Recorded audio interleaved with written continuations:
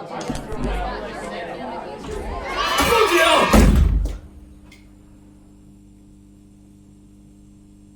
did you all come from? Unity had an identity problem, but did it ever recover? What? This is gonna be boring! Oi!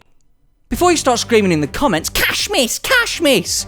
It's likely you know what I'm talking about. It used to be when someone described a game as being a Unity game, people would throw off their hat in disgust and scoff up a tea bag, and then piss through your letterbox while you sleep. Meanwhile, the people who were knowledgeable about game development, or those who just didn't give a shit, just didn't give a shit. Unity today is a completely different engine to what it was back then, with brand new features being developed for it all the time in order to make the engine the go-to engine for any creation. Phrases like, it's just a Unity game, or oh, it's a Unity game, were more likely to be seen a couple years ago from the average gamer who's sick of playing broken, uninspired, and unfinished Unity games being released every 5 seconds. These types of phrases infer that a game's quality is indicative of the engine it's built in, and to be honest, I'm not f***ing surprised. But why did Unity go through identity crisis? Has it recovered? Do people still hold that stereotype, and can you exactly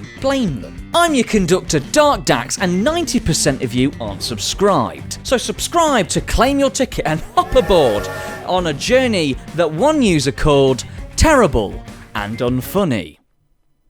You cheeky shit. First, I need to piss everybody off. Game Maker is nothing but a pixel engine. Unreal's only for overly shiny generic first-person shooters. Unity games are either 2D half-baked indie projects or asset flips. These are some stereotypes you've probably heard before. Of course, you and I know they're not true. Apart from the half-completed indie games bit. I mean, am I right, guys? Or am I right, guys?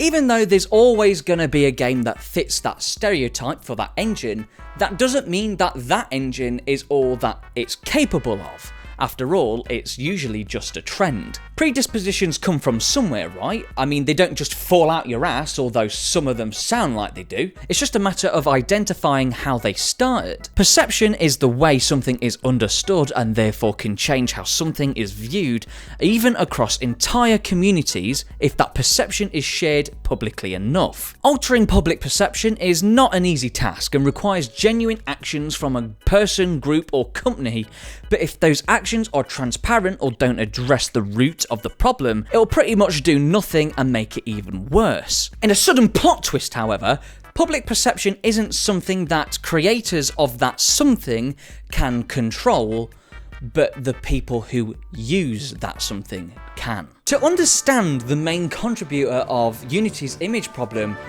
we need to go back in time. Who remembers Steam Greenlight? No one?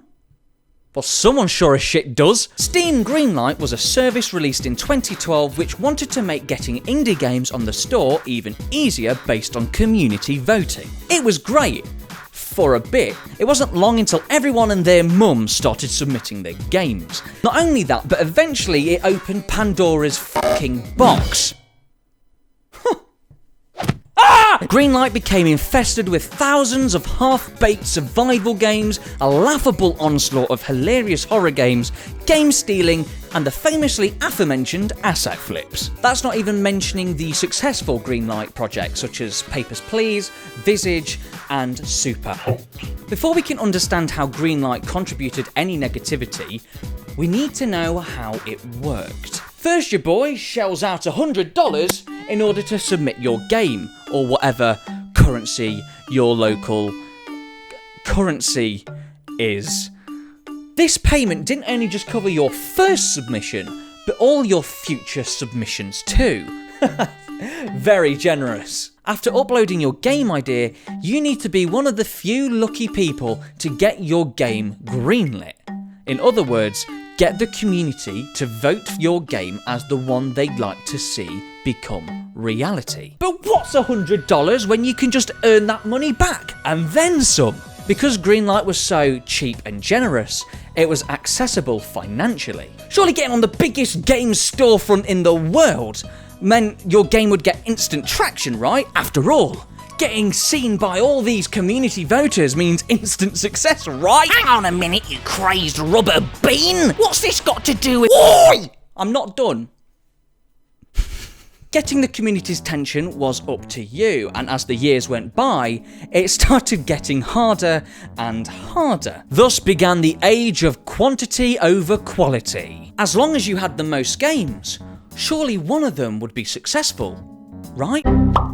That's wrong, you little pig! Down came the standard, but because we had no standard to begin with, some piles of shit won the lottery. The more bollocks pushed, the lower the bar got, eventually shrouding games with potential in a cloud of shit.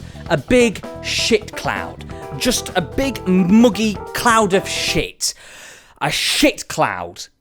A cloud of shit! One fighter wasn't having any of it. So much so they created an entire series dedicated to praising the good and destroying the bad of Greenlight. What the f? But unfortunately, the bad outweighed the good. After years of calling out disingenuous games, in March 2016, the ultimate showdown began. Sued $10 million by disgruntled digital homicide. Fed up with this imposter, after all. What does he know? The two took centre stage to have a quick chat. Digital Homicide dropped the lawsuit and toddled off home. Jim Sterling came out the victor, and thank God he did. Okay, brilliant. But why did I just tell you that? Because Jim's engagement with Steam Greenlight is important. While Jim has nothing to do with Unity, his involvement with the evolution of Steam Greenlight into Steam Direct contributed to the overall image change that Unity got over the last couple years. I do not believe that the publicity of the lawsuit and the reason as to why it came to be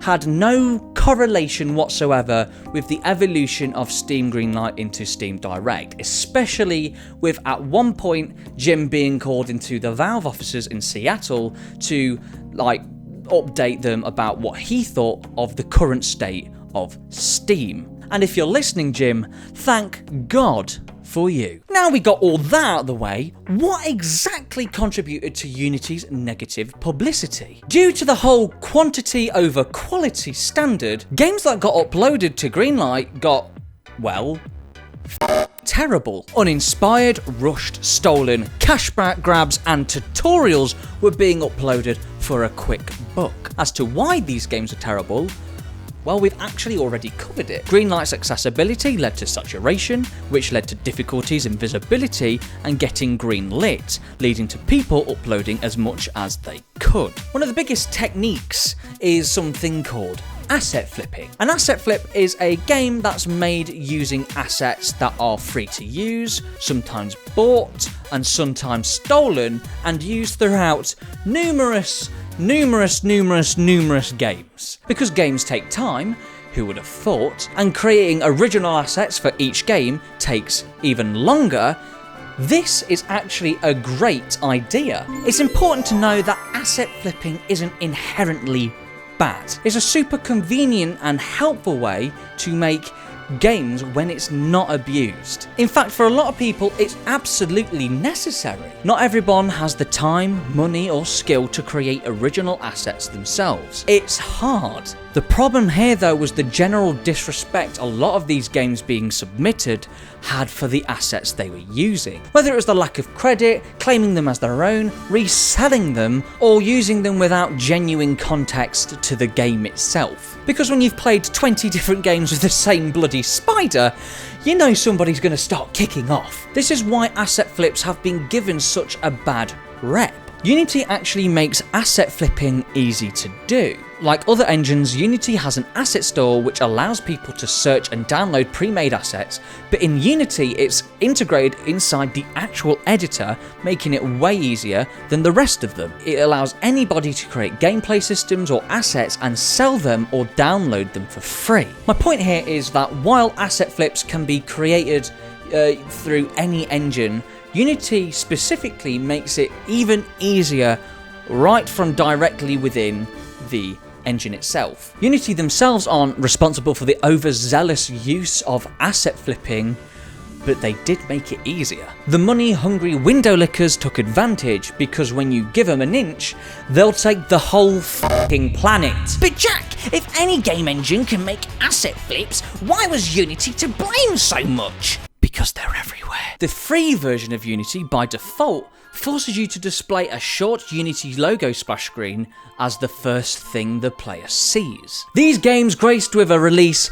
wore that Unity logo with pride. Though they cared not for quality, they just wanted their 79p. Despite being voted by the community as a product they'd like to purchase, some developers still didn't remove the logo because it would have used up the money they were harvesting. That's not to suggest that some developers didn't remove the logo or that the logo itself is a sign of quality. There were and are lots of good, decent indie games created with Unity that feature the logo, but at that point the predisposition were already created. But was it really surprising? Bad games made with other engines started being branded as made with Unity, thanks to nothing but simple conditioning. Now, some of you might be thinking, Hang on, you wet donkey. What about sites like Itch.io? A lot of games feature the splash screen and I don't see people complaining. you're absolutely right. But there's a reason for that. As we've already said, Greenlight worked on a community-based voting system. With the exception of game jams, Itch.io doesn't work like that at all. The mindset here is completely different to the mindset here, and because of that, the splash screen tolerance was higher for Itch.io than it was Greenlight. At the end of the day, Itch.io is a place to show off prototypes, works in progress, finished games, and game assets. There is no doubt that Itch.io is way more saturated than Steam, but that's only because their purposes are different. Greenlight was a community-based lottery, while Itch.io just wants to show off your cool shit. It's naive to suggest that other places on the internet haven't contributed to the negativity of Unity during the Greenlight era. Forums, YouTube videos, blog posts, bug reports, and more have all had an effect, and they still do today. But one thing's for certain, it's not as bad as it used to be. Compared to other engines, Unity has an absolutely bloody massive community dedicated to teaching, documenting, and creating using the Unity engine. And when I say massive, I mean absolutely thick! Need to know what this API does? We got you, bro! Want to create a procedural open world? Haha, here you go! Hey! How do I make this fucking cube move? Take your bloody pick, mate! Thanks to the community, there is an absolute abundance of content online that will 9 times out of 10 be able to help you with your every need. That's not to say that engines like RPG Maker or Unreal don't have this luxury, but they just don't have the sheer size of what Unity has. Like anything, learning takes time, and as time progresses, understanding and quality also increase. But the compromise here is also time, because it's going to take a lot of it. You will make bad games, but that's good. Everybody does, and everybody should. Without them, we won't know what works and what doesn't. It's the way we practically learn. But these iterations of learning were being passed off as Steam Greenlight submissions in the hopes that they'd squeeze out a couple more bucks for the next order of Dark Dax G Fuel. The only limit was your self-respect, which turns out not many people have much of. The accessibility of Greenlight and the accessibility of Unity made it easy for anyone to develop something, regardless of the effort or quality, and try to make some quick money or fame. That combination is the precursor to Unity's shift in public perception, especially towards the end of the service. Of course, there were genuine submissions that actually put in the effort regardless of experience, but the rest of them just served a fat shit. So how is public perception of Unity today? 3 years have passed since Steam Greenlight ended and Steam Direct began, and the amount of cash grabs and nightmare fuel have actually died down. Because of this, so have predispositions of Unity. It's not that bad games aren't being made with the engine anymore, it's just that the amount of waist-high trash flaunting the logo has reduced. Cash grabs no longer work for quick profit because of Steam Direct's newly introduced per submission fee. Since then, existing communities have more than doubled and new communities created showing off actual passion and new cool games being developed using the Unity engine. But even that goes to show how Unity itself has evolved over the last few years, being able to push past the stereotype. Unity versus Unreal is sort of a thing. It definitely is for deciding which engine is best for the game you're making, but as long as you know what your project requires, you can easily find the right engine that actually meets the need of your project. The whole notion of which engine will help me make a good game is rubbish, because as new features are coming out for each engine, it isn't the engine that makes a good game, it's you. Some engines will naturally be better at creating certain type of games than others, but for indie games, the choice is getting easier while the competition for engines is getting tougher. If you're still not convinced that Unity can create some absolute bangers and mash, you might be surprised to know that some high-profile successful titles have actually been created using Unity. Fall Guys, Cuphead, Untitled Goose Game, Outer Wilds, Subnautica, Boneworks, Hollow Knight, Ori and the Will of the Wisps, Escape from Tarkov. Not only games, but there's been entire animations created using Unity. From Unity's The Heretic and Oats Studios' Adam, to Walt Disney Animation Studios' VR short film, Cycles. It's used for unannounced indie games, personal projects, tutorials, and throughout education. There will always be cash grabs and asset flips from any engine, but Unity specifically, after being in the Gamers Police lineup for so long, it's no longer seen as the bad game generator it once was. Don't get me wrong, Unity isn't perfect. There are still some features in preview and there are still some being developed. There will always be features being developed. To game devs, it doesn't matter what the average gamer thinks when it comes to choosing an engine they're happy to use to create the game. But for the average gamer, public perception is all they're really happy to go on, and it's really all they need to go on. This mindset of public perception isn't just specific to this topic, it's actually how we've come to value things. We use reviews to judge whether to buy a game, watch a film, or which experience we're willing to experience. But what's important to remember is that public perception might not be your perception. To generalize is to be ignorant, and to be ignorant is to miss out on experiences that you deserve to experience. Except for this shit. This is just shit. Over the last 3 years, Unity seems to have survived the storm of bad publicity. It shows a desire to be the go-to engine for all types of content, with new features being introduced and expanded. Let's just hope that some of those features come out of preview.